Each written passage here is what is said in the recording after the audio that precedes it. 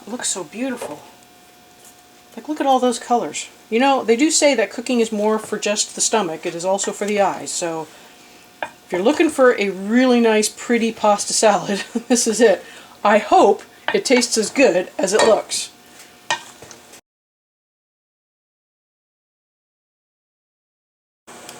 Hello, howdy, and welcome back to my kitchen. I'm Kathryn, the Aerogarden Homesteader. Today we are not only going to start kicking off the summer cooking, but hey, I'm going to use some of the cherry-infused vinegar that I made because I have no idea how to use it. So I found a recipe that says you could use it in there, so I'm going to try it. And it's for a pasta salad. So obviously the drawback to a pasta salad is you are heating up your house a little bit by boiling some water, but if you do it early enough in the morning and you have windows open, you can offset the heat, then normally it's okay. So I have some cavatappi that I'm using. You could use regular elbows or penne or whatever kind of pasta you want, but I am going to use this. I am also going to, what does it say? It says 11 minutes for the max cooking time. I'm going to add 1 minute to that because apparently slightly overdone pasta is the best way to go for pasta salad.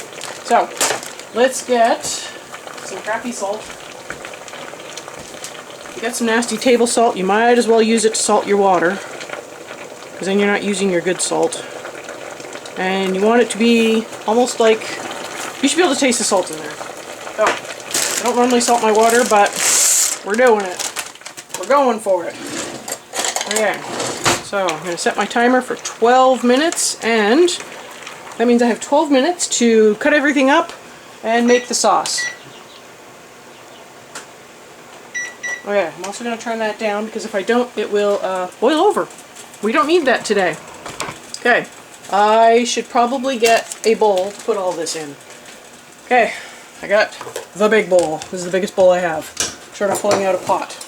So get that there. We are going to cut up this cucumber that I just bought the other day, and it's kind of looking a little sad, so probably a good thing that I'm getting to it. This is a, you could probably use any kind of cucumber you want. This is like one of those field cucumbers, market more or whatever. I don't know what they're actually called, but this is just one of those field cucumbers.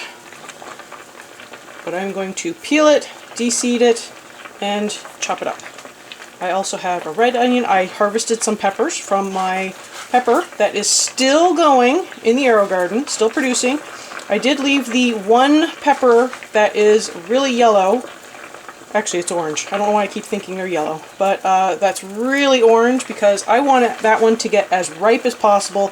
I want some really good viable seeds from that because this is a cute little pepper plant, and I think it would do really well in Aerogardens. It's already done really well in the Aerogarden, so I want to save some seeds so I have them for future years, and I can keep growing them in the Aerogarden.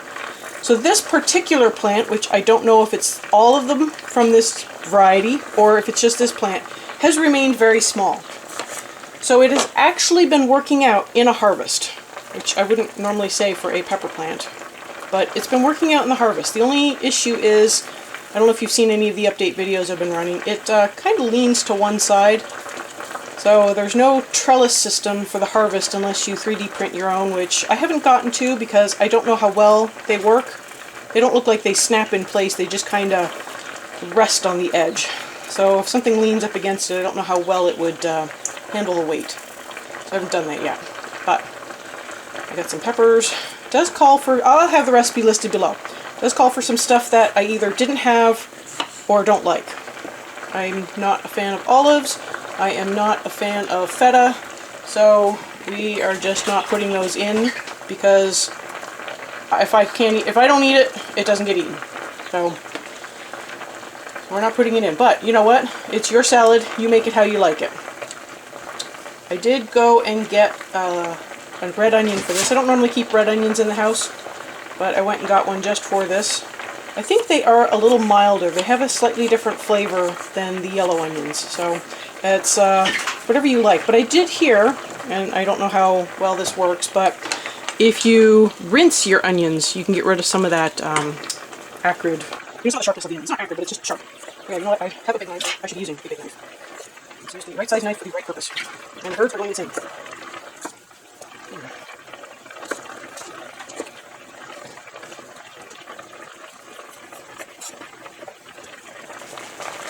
you don't want to use a paring knife to scrape out the seeds, you can use a spoon and scoop them out. Works just as well. You don't have to quarter it. If you actually just cut it in half, you can scoop it out 2 parts at a time. So just slightly faster, but I already had the knife out for peeling. And obviously, if you are not comfortable using a paring knife to peel things, just use a peeler. A vegetable peeler is perfectly acceptable. If you are using a one of those seedless English-style cucumbers, you probably don't have to peel it. I normally leave the skins on those because the skin is delicate enough that it can be eaten. Tender. I guess the word is tender. It's tender enough to get eaten. But it's just a matter of taste. I'm okay with the skin as long as it's not that tough outer. This stuff has normally got a waxed skin on it. I know why they put the wax on it, but it's kind of gross. So I just peel it off.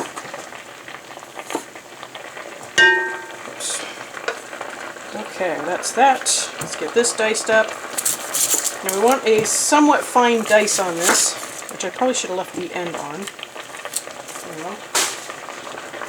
It's easier to get a fine dice if you leave the end on, just FYI. Holds everything together a little bit better. This should be a nice colorful salad, at least with the red, the orange, the green. The recipe does call for specific volumes, like 1 cup of cucumber diced, 1 cup of... Just use what you want. It's not worth using half an onion and then having half an onion go bad. So I'm just using the whole onion. I don't remember how much onion it actually called for, but we're using the whole thing because what am I going to do with half an onion later on?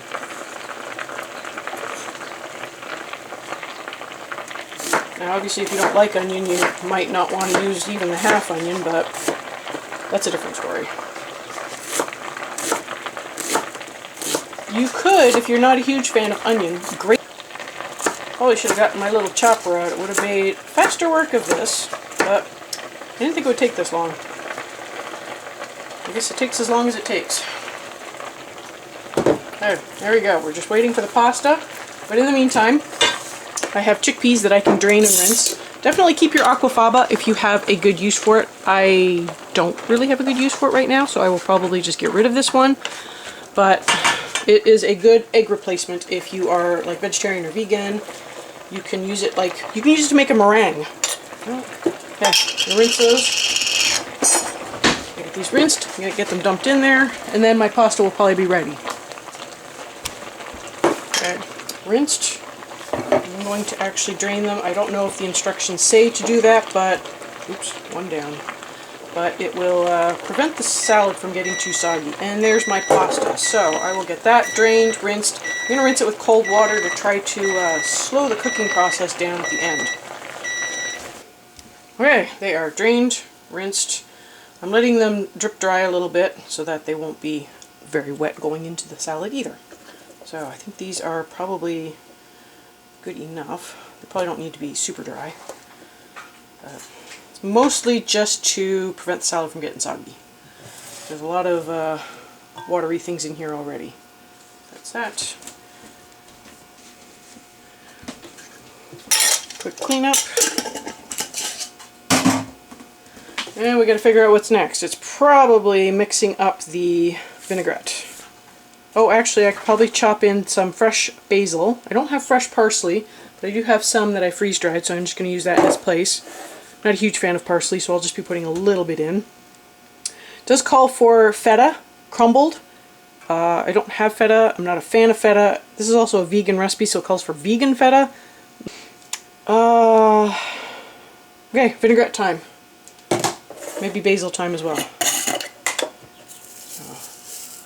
Does call for this to be crushed up. I did my best to remove stems, but I apparently missed some. So we'll get some of those out. It's probably good enough. Okay. I need to go get a cup and a half of fresh basil. Let's go get that. Okay, basil. I don't know if it's a cup and a half, but we will soon find out.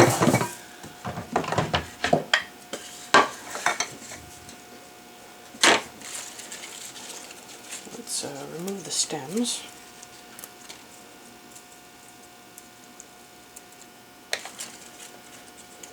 I have already been having to pinch the tops off because I don't know if they're flowering or not, or trying to go to seed, but yeah, I've been pinching them back a little bit. It's the first time I've really had a good use for them. It's kind of like, it's almost like it's a pesto salad without making the pesto. So we're putting in the basil and most of the other ingredients that go in a pesto, but not making it a pesto. So this ought to be interesting. I did see a nice recipe for a pesto pasta salad, so I did want to try that one as well because I have a lot of basil. I also would like to clean out that Aerogarden, clean it all up, and start the summer garden with the lettuce and whatever else I need. And I need to free up that Aerogarden. Those plants were actually supposed to go in the ground, and they didn't. I think they just got too big. Once they get to a certain size, I don't think they transplant well. I've noticed that some of the ones out in the garden didn't transplant well. You're supposed to roll these up and slice them into slivers, and yeah, that's not going to happen.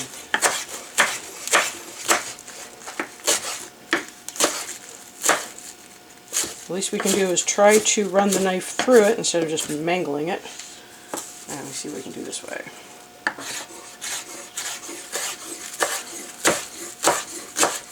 Boy, that is a lot.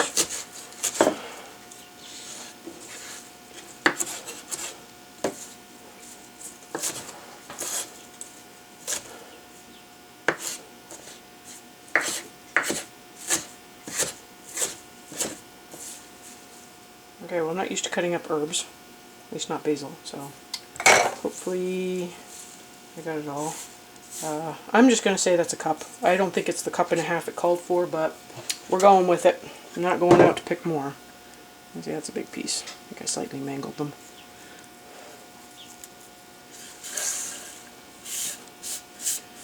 Okay, let's go get a container for the sauce.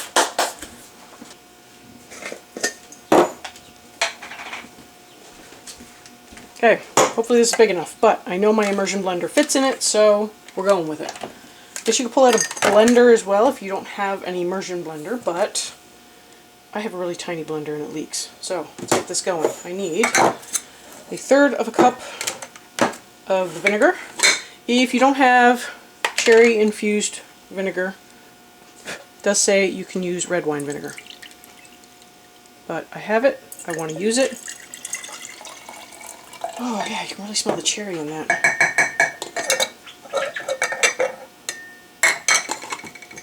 Okay. Good. Juice of 1 lemon. Got these little tiny lemons. Hopefully that's enough. Let's go with the big one. Tiny lemons, because I have a tiny, apparently I think it's a lime squeezer. It's got to be a lime squeezer. There's no way you could fit a lemon in that. I have tried a couple of times to fit lemons in, and I'm sorry, but they just don't fit properly. See? Like, it's just too big. Right. So, turn that around, make sure we get it all. Get to the last drop. Yeah, that looks good.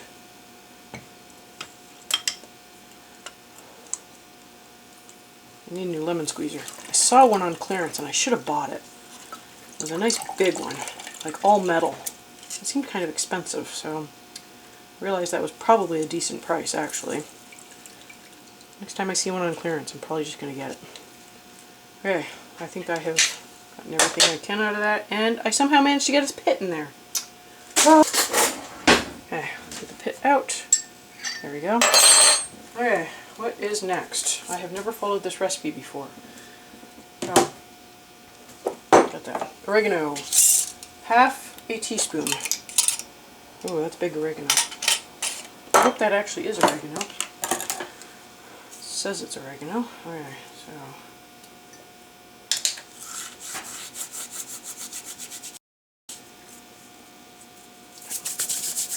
1/2 teaspoon of oregano. 1/2 teaspoon of salt.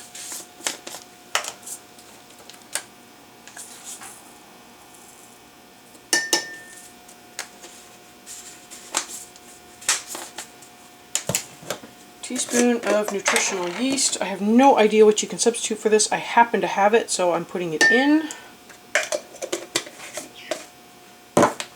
Half a teaspoon of black pepper.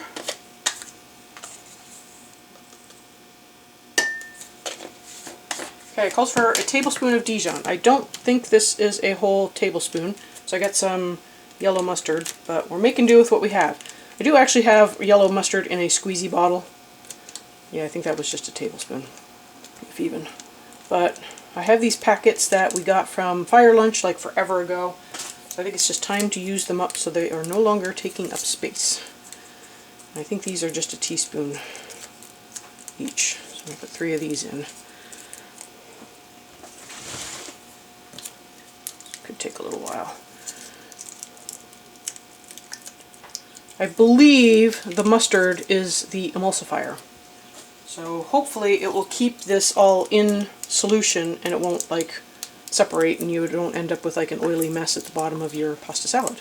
Like I said, I have never made this before, so I honestly have no clue. So, get to the last drop. There we go.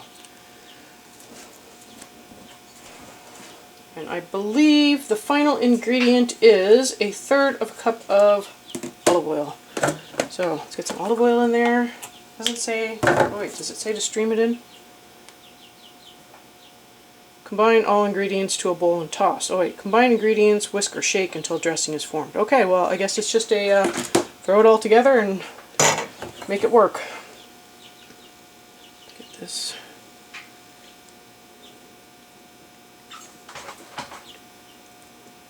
There we go, 1/3 of a cup of olive oil. Oh yeah, my jar was big enough. Okay. Okay, let's get that blended up and get everything together so we can taste it. I'm so curious. I really have been dying to use this cherry vinegar, so. Okay, there we go. Moment of truth. Let's get this back over here. I don't know how cool this is, but let's get it dumped in. Now I imagine you could probably put some frozen peas and other vegetables in here. Probably should have put carrot. Oh my gosh, probably should have put carrots in too. I would recommend a bigger bowl. Oh my gosh. All right, let's get this pseudo stirred. I am so going to spill some of this on the floor.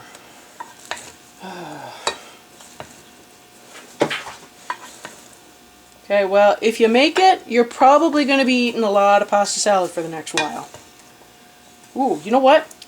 It already smells good, and I haven't even put the dressing on. That is a good mix. Okay, let's get this in. I'm just going for it. I'm putting it all on. There we go. Let's get this mixed up. Wow, it looks so beautiful. Like, look at all those colors. You know, they do say that cooking is more for just the stomach. It is also for the eyes. So, if you're looking for a really nice, pretty pasta salad, this is it. I hope it tastes as good as it looks. Oh, I can smell the cherry, too. Wow. Okay, the cherry vinegar was pretty cool. I hope it tastes as cool as it smells. Because I have been so curious. This has been like sort of not fermenting, but what do you call it? Marinating for months. I did this last year. We are coming up on cherry season, so if this works out really nice, if I have to pit up a bunch of cherries, I am going to make more. Okay, that looks fairly well stirred. What happened to my spoon? Here we go. Let's see. Let's see what we got here. Try to get a little bit of everything. I think I got some basil.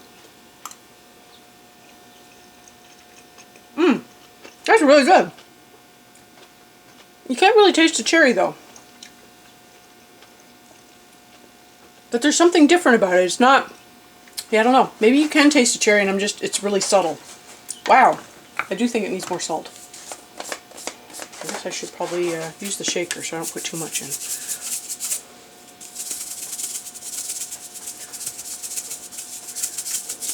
Okay. Probably could use a little more pepper too, but I will leave that for now. It's something I could always add later. But I do want to make sure I have the salt in the right spot while I have it in this big, massive bowl. Oh yeah, definitely use a bigger bowl. Oh my god. I need bigger bowls. I need lots of things. Bowls just fall to the bottom of the list. Okay, so see if we can do this. So dump a little bit on there. Oops, that's all I got is chickpeas. Okay, there we go.